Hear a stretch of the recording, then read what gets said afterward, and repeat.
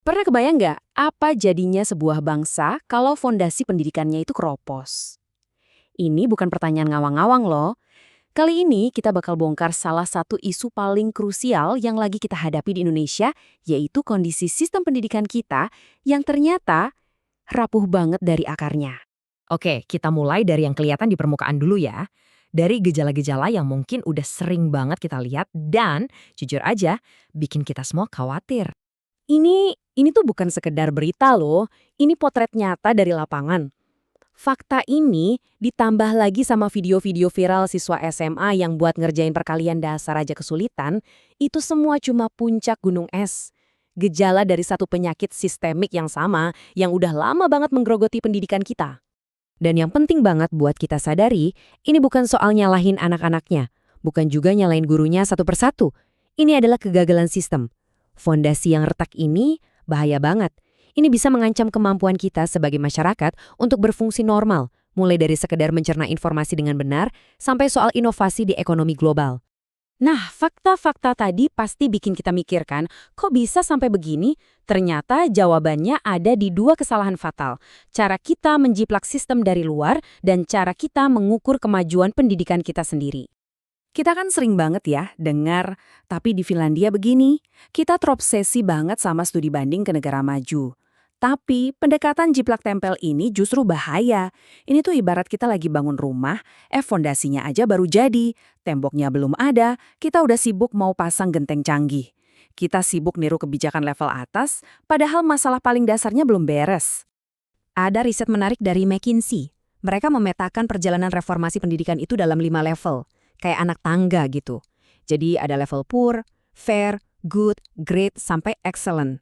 Nah, setiap negara itu harus tahu mereka lagi ada di anak tangga mana. Karena cara buat naik dari level 1 ke 2 itu beda banget sama cara naik dari level 4 ke 5. Terus kita di mana posisinya? Ya, berdasarkan data kemampuan dasar kayak literasi dan numerasi, kita ini masih ada di anak tangga pertama, level poor.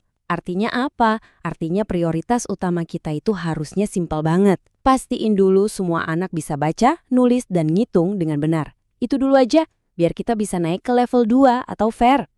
Nah, disinilah kita masuk ke masalah yang lebih gawat lagi. Gimana ceritanya kita mau maju kalau kompas yang kita pakai buat nunjukin arah ternyata rusak? Analoginya begini deh, biar gampang. Bayangin ada pabrik obat batuk. Tim quality controlnya sibuk banget kerja.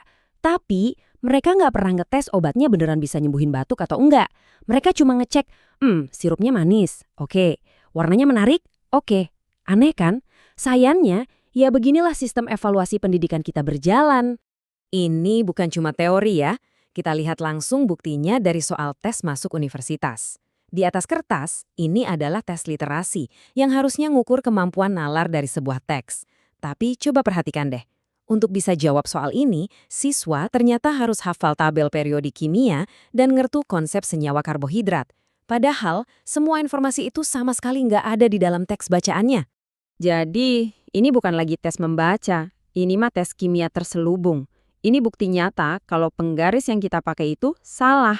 Kita ngukurnya hafalan, bukan pemahaman. Dan kalau alat ukur kita udah rusak, ya semua data soal kemajuan pendidikan kita jadi nggak ada artinya. Kita kayak terbang, tapi mata ditutup.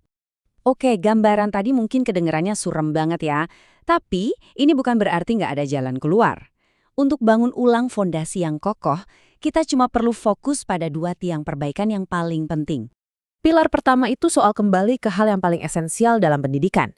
Dan pilar kedua, itu soal gimana kita bisa benar-benar menegakkan standar yang seharusnya.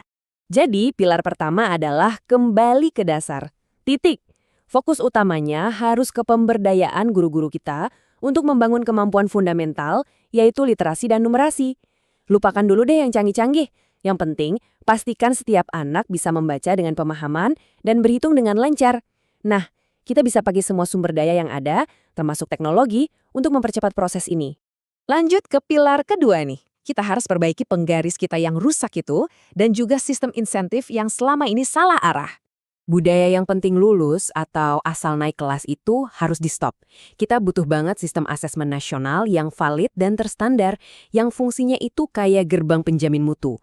Jadi, kalau ada siswa yang lulus, itu artinya dia memang kompeten, bukan cuma karena udah selesai sekolah sekian tahun. Nah, ini bagian yang paling krusial. Kita harus ubah sistem insentifnya. Selama ini kan, sistem kita itu ngasih penghargaan buat sekolah yang muridnya punya nilai akhir tinggi.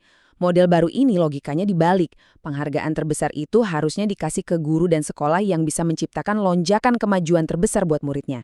Serius deh, mengubah anak dari yang nilainya 4 jadi 7 itu jauh lebih berharga daripada cuma mempertahankan anak yang nilainya udah 9. Memperbaiki semua ini tuh bukan cuma soal naikin angka dan peringkat. Ini adalah investasi buat masa depan peradaban kita. Kenapa sih ini semua penting banget? Soalnya gini, pendidikan yang kuat itu bukan cuma soal bikin individu jadi pintar. Pendidikan itu adalah bahan bakar utama buat kita mencapai semua tujuan besar sebagai bangsa. Mulai dari ekonomi yang inovatif, masyarakat yang adil, sampai kemampuan kita buat mengatasi krisis iklim. Pada akhirnya, fondasi pendidikan itu ya cerminan dari fondasi bangsa kita.